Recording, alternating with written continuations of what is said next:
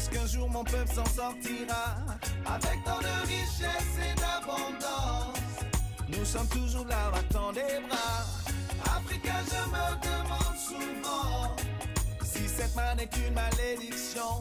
Avec tant de richesse et d'abondance, nous sommes toujours là, battant des bras. Oh, oh, oh, oh. Il y a quelque chose qui ne va pas. Oh, oh, oh.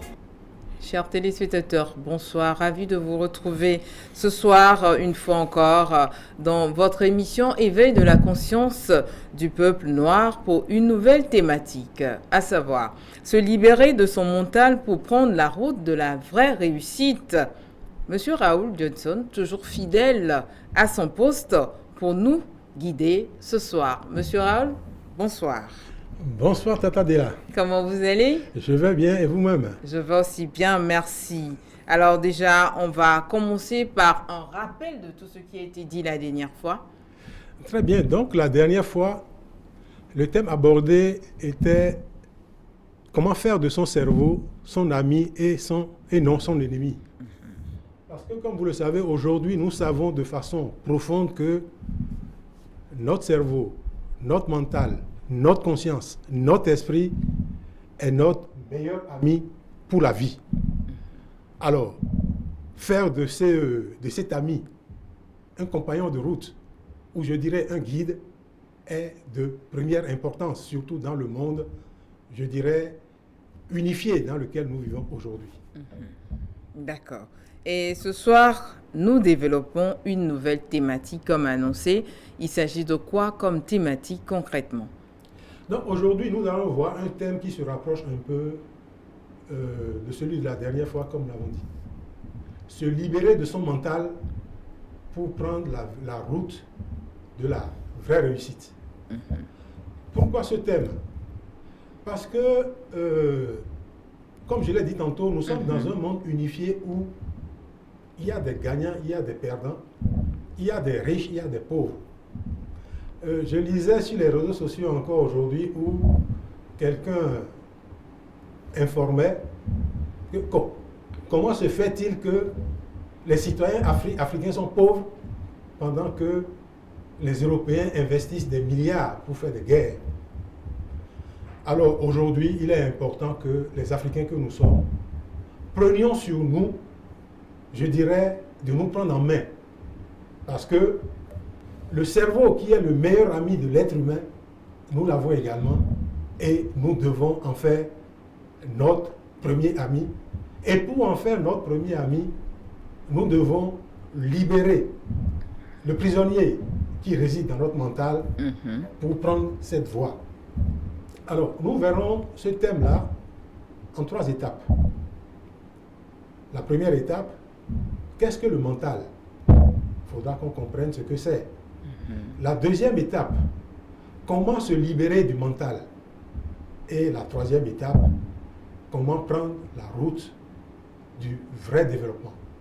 D'accord, donc ce sont les 3 étapes que nous aurons à suivre tout à l'heure. Restez très câblés parce que M. Johnson va nous guider tout simplement afin qu'à la fin de cette émission, nous puissions nous libérer de notre mental pour prendre définitivement la route de la vraie réussite. Nous démarrons avec la toute première étape, M. Johnson. Alors, qu'est-ce que le mental? Comme le disait Descartes, je pense donc je suis. Parce que les êtres humains que nous sommes des êtres qui véritablement, je dirais, nous mouvons dans le monde de la pensée. Nous savons que nous sommes esprit et corps. Mais l'activité principale de l'esprit, c'est la pensée. Et comme nous le savons, la pensée, nous ne la voyons pas. Mais nous savons qu'elle agit. Il y a un ami qui me demandait, mais est-ce que tu as jamais vu la pensée? Est-ce que tu as jamais vu l'âme? Il y a une illustration fort magistrale qui permet de bien se faire une image précise de ce qu'est la pensée ou de ce qu'est l'esprit dans notre esprit ou dans notre conscience. C'est l'image de l'ordinateur. L'ordinateur a une composante matérielle et a une composante logicielle. Et je dirais à une troisième composante qui est l'énergie qui alimente cet ordinateur. Nous ne voyons pas le logiciel avec les yeux physiques. Nous ne voyons même pas l'énergie qui alimente l'ordinateur avec les yeux physiques. Mais Dieu seul sait toutes les créations que les ordinateurs aident à faire aujourd'hui. Alors, les Africains que nous sommes devons impérativement aujourd'hui prendre sur nous d'agir dans le monde mental, dans le monde spirituel. Alors, quels sont les éléments qui nous permettent d'agir dans ce monde? Deux éléments. La connaissance et les croyances, les pensées et les sentiments. Comme le disent les textes sacrés, la connaissance est une lumière qui éclaire l'esprit humain dans le monde mental, le monde de la pensée. Et la croyance est une chaleur qui nous réconforte dans cet univers. Alors, connaissance et croyance se présentent à nous aujourd'hui comme un code de la route. De la même manière, nous circulons dans le monde physique avec des véhicules, des motos, des voitures, des tricycles. De la même manière, notre pensée circule dans le monde mental. Et il faut un code de la route pour régir le déplacement de cette pensée et de ces sentiments. Et aujourd'hui, les sciences de l'âme expliquent de manière très claire le fonctionnement de la pensée. La pensée, qu'est-ce qu'elle est? C'est une représentation mentale de ce que nous voyons à l'extérieur. Je regarde cet écran, je l'interprète d'une certaine manière par rapport aux connaissances et croyances que j'ai de la télé. Je dirais, je vois une charmante dame, je la regarde, je l'interprète dans mon univers mental par rapport à mes désirs, par rapport à mes, je dirais, bref, par rapport à la représentation qu'elle m'envoie. C'est ça. Mais cette représentation qui est contrôlée par les connaissances et les croyances, aujourd'hui, nous nous rendons compte qu'elle peut être un frein, elle peut nous emprisonner ou elle peut nous donner des ailes. Comment peuvent-elles nous emprisonner? Il y a une amie que j'ai rencontrée la dernière fois, et on discutait, elle me dit, mais aujourd'hui, je vais faire un accident. Tu vas faire un accident. D'où te vient cette idée? Elle dit qu'elle a regardé dans l'horoscope, et dans l'horoscope, il est dit qu'elle va faire un accident. Donc, elle y croit. Donc, elle y croit. Et je lui dis, mais non, enlève cette idée de la tête. L'horoscope qui proclame, je veux dire, la journée de plus d'1 milliard de personnes, mais c'est sur toi que l'accident va tomber. Non, ça tombera sur toi si tu le prends à ton compte. Et vous savez ce qui est arrivé? Non. Elle a tout fait pour qu'en fin de journée, Elle est l'accident. elle fasse un accident grave. Sa voiture a été tamponnée par un camion. Donc, elle a provoqué cela. Et elle a provoqué cela. C'est-à-dire que quand vous vous mettez dans un cadre mental donné, vous provoquez l'événement que vous craignez ou que vous voulez attirer. C'est un peu comme les gens qui ont peur des chats noirs. Je veux dire, dans notre culture, quelquefois, il arrive que quand vous rencontrez un chat noir, C'est le malheur. c'est le signe précurseur d'un malheur qui va vous arriver. Alors que nous savons très bien que d'autres peuvent voir ce chat noir et puis bon... Ils passent leur chemin. Ils passent leur chemin et puis bon, la vie continue. Donc, nos connaissances et croyances proviennent de notre culture. Et notre culture, c'est le cadre dans lequel nous nous mouvons. Et bien évidemment, il y a des cultures qui permettent à l'être humain de réaliser de grandes choses. Et bien évidemment, il y a des cultures qui permettent de ne pas réaliser de grandes choses. Alors, pour ne pas être prisonnier du mental, il est important que le schéma mental qui nous guide, le code de la route mentale qui nous guide, nous fassions un travail là-dessus de manière à ce que les lois, les principes, les règles, les normes, les connaissances, les croyances, les pensées, les sentiments qui constituent ce code de la route soient positifs. Parce qu'aujourd'hui, nous savons que si ce code est positif, que nous maîtrisons ce code et que nous nous guidons à travers ce code, il n'y a pas de mystère, nous arriverons à quelque chose de positif.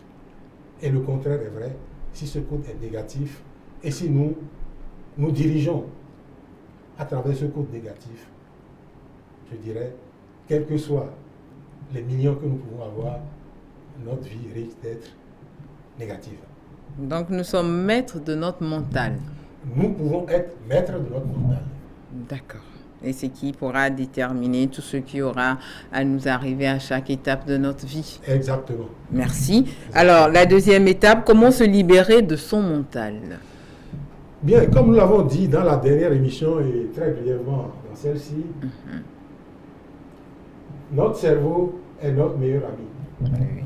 Et notre cerveau, aujourd'hui, on le confond avec le mental, on le confond avec comment dirais-je, le subconscient, on le confond avec beaucoup de concepts que nous devons impérativement nous approprier. Non seulement nous approprier, mais travailler avec. Alors, nous allons citer 4 grandes facultés qui résident en tout être humain et qui permettent à l'homme de prendre en main sa destinée, c'est-à-dire de sortir de son mental. D'accord. Quelles sont-elles? La volonté, la conscience, l'imagination, l'intuition. Commençons par la volonté. La volonté est ce moteur qui nous pousse à l'action. Et la volonté nous permet de prendre des décisions et de nous engager de façon vigoureuse derrière ces décisions. La volonté nous permet d'avoir de la motivation, d'avoir de l'enthousiasme et de le cultiver de manière à ce que, même quand les difficultés se posent, nous essayons d'être zen et nous essayons d'affronter la difficulté. Parce que une volonté faible transforme très rapidement l'homme en victime, en être dépendant, en être vulnérable. La volonté est cette faculté qui permet de se prendre en main. Et comment cultiver une volonté profonde? Bien évidemment, pour cultiver une volonté profonde, il faut commencer à se fixer des objectifs et à s'y tenir. Il faut faire l'effort de choisir des buts et faire l'effort de les poursuivre jusqu'à les atteindre. Il y a un auteur qui disait: la seule chose qui produit l'échec, c'est quand vous abandonnez.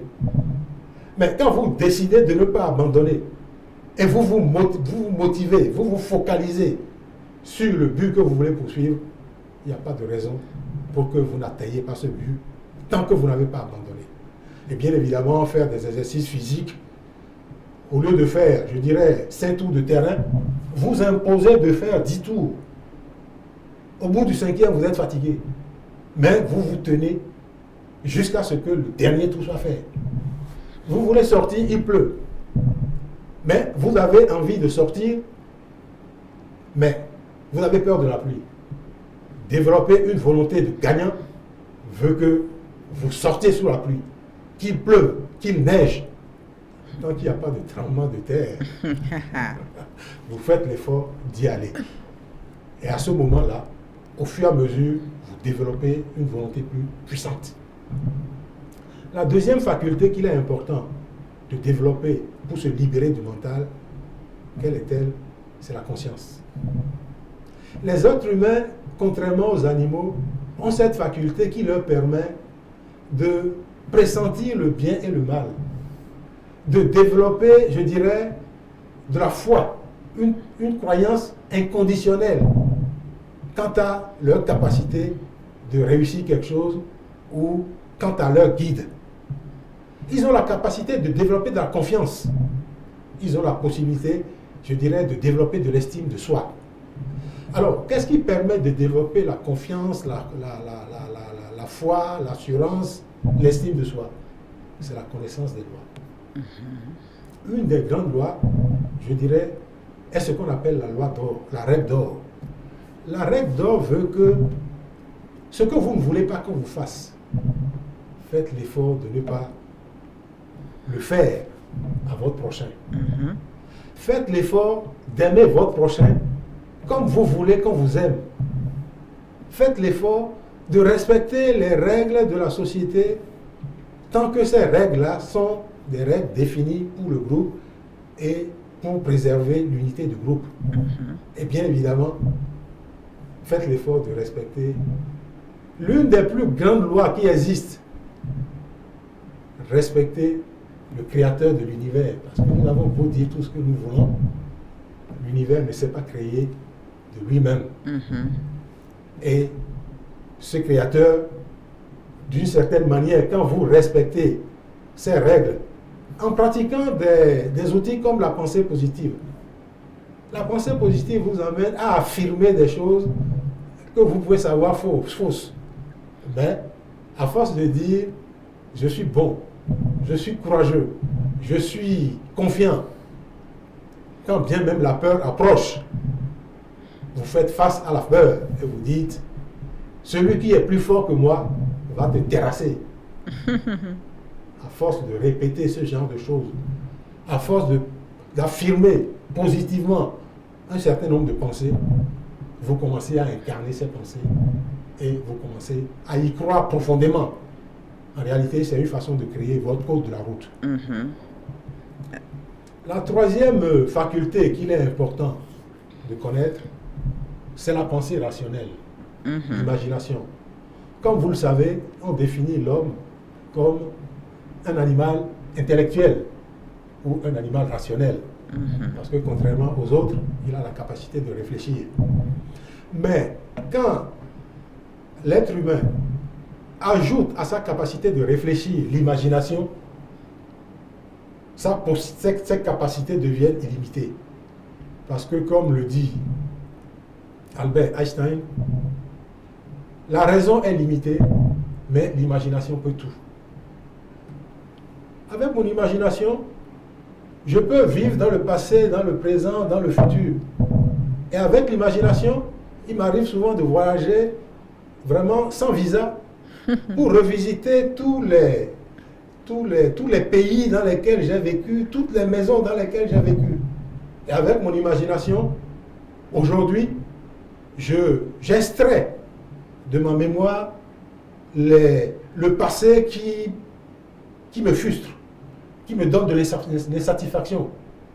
Je ne l'annule pas, je ne la supprime pas, mais je n'en fais plus une montagne. Je me rends d'ailleurs compte que ces problèmes que j'ai connus dans le passé sont une bonne chose, parce que ces problèmes me permettent d'être ce que je suis aujourd'hui, de développer, je dirais, la personnalité que j'ai aujourd'hui, et bien évidemment, de faire face à des problèmes plus grands.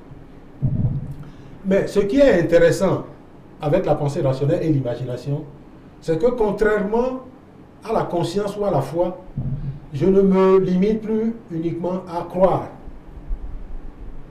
Je veux démontrer par A plus B comment résoudre les problèmes.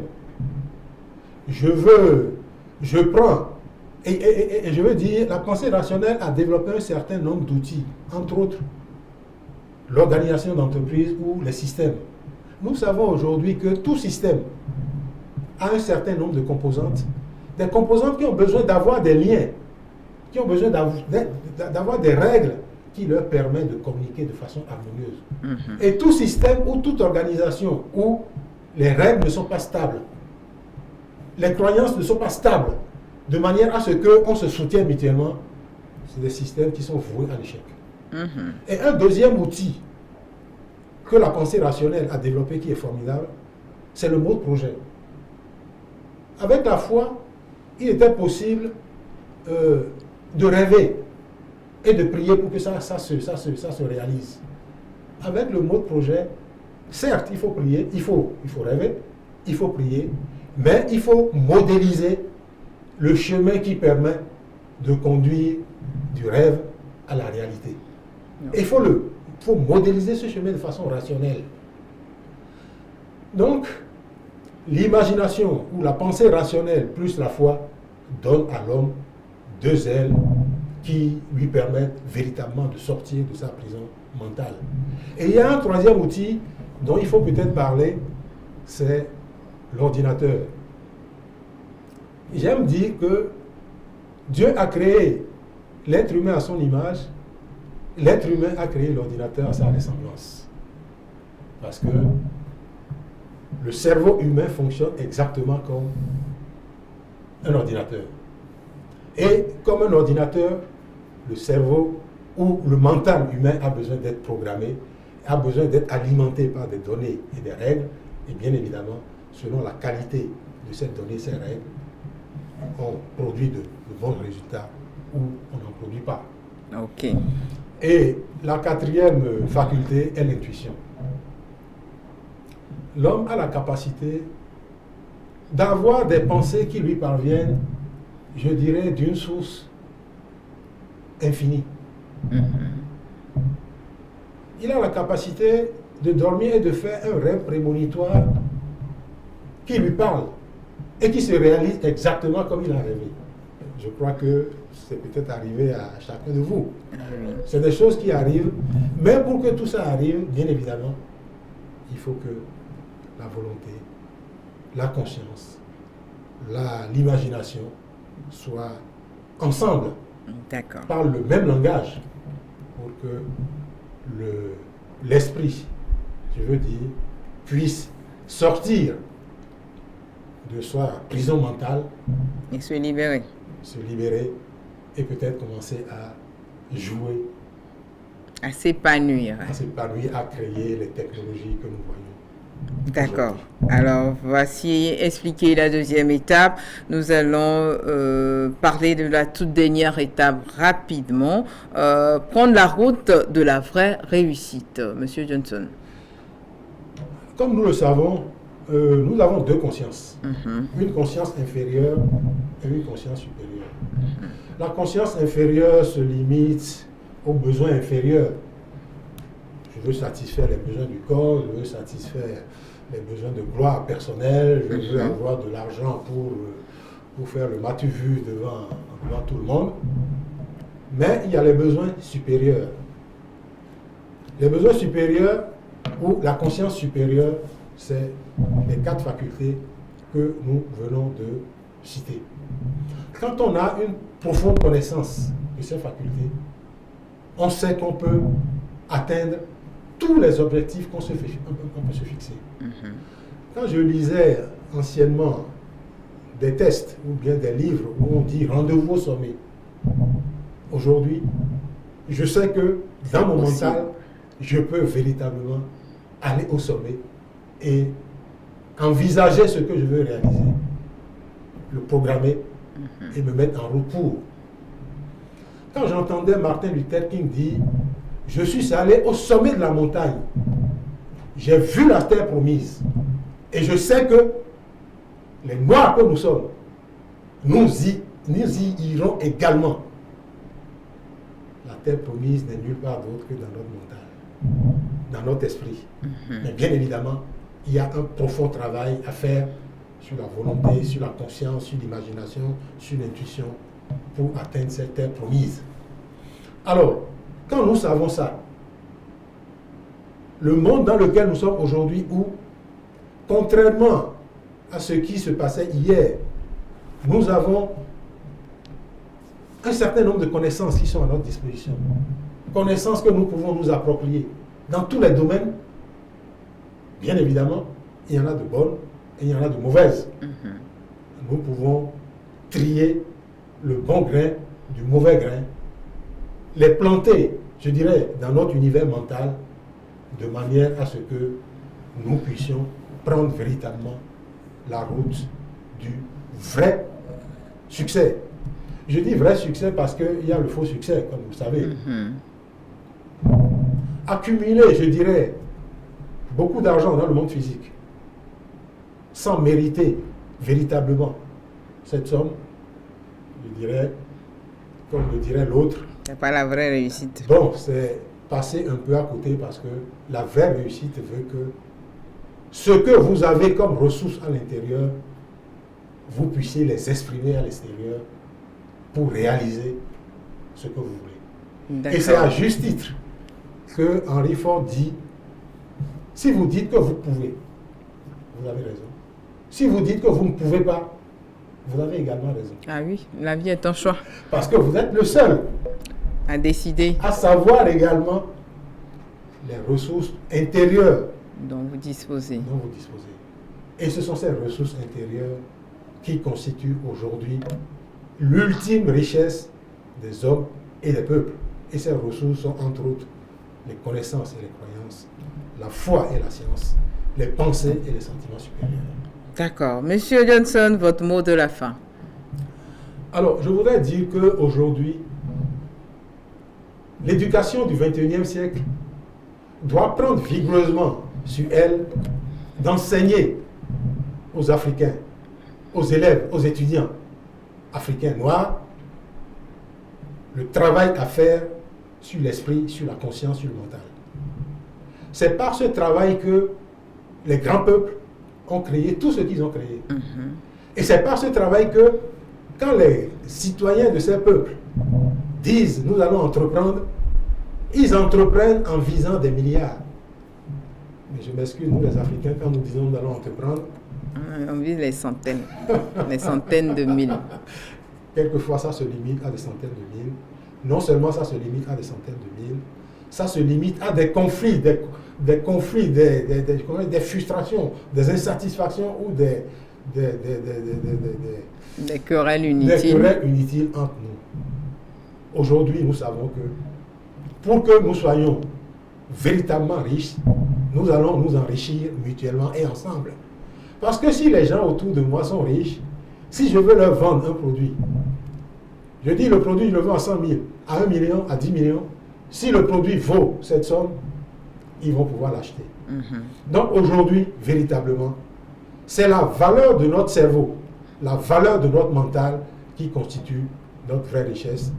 Par conséquent, l'éveil de la conscience nous pousse ou nous invite à faire de notre cerveau véritablement notre première richesse et notre ami pour réussir tous nos projets.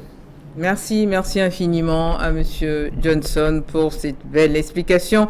Par rapport au thème développé ce soir, nous avons parlé par rapport au thème « Se libérer de son mental pour prendre la route de la vraie réussite ».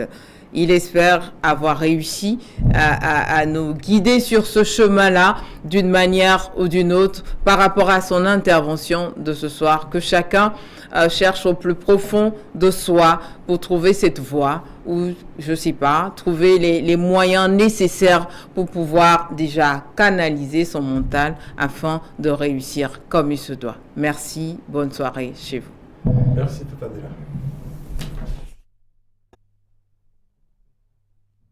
Africa, je me demande souvent, est-ce qu'un jour mon peuple s'en sortira avec tant de richesse et d'abondance? Nous sommes toujours là, battant des bras. Africa, je me demande souvent si cette manne est une malédiction avec tant de richesse et d'abondance. Nous sommes toujours là, battant des bras. Oh, oh, oh, oh. Il y a quelque chose qui ne va pas. Oh, oh,